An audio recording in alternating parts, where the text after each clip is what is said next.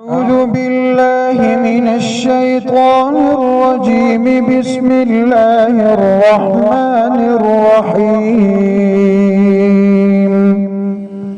هل أتاك حديث الغاشية؟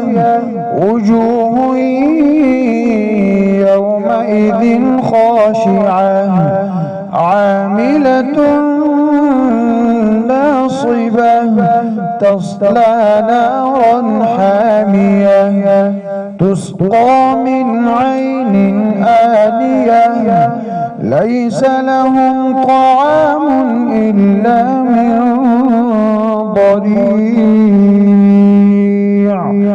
لا يسمن ولا يغني من جوع.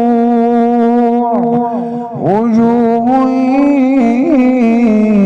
يومئذ ناعمة لسعيها راضية في جنة عالية لا تسمع فيها لاغية فيها عين جارية فيها سرر مرفوعة وأكواب موضوعة ونمارق مصفوفة وزرابي مبثوثة أفلا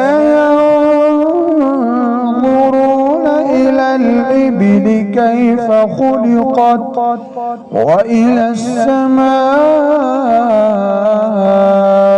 كيف رفعت وإلى الجبال كيف نصبت وإلى الأرض كيف سطحت فذكر إنما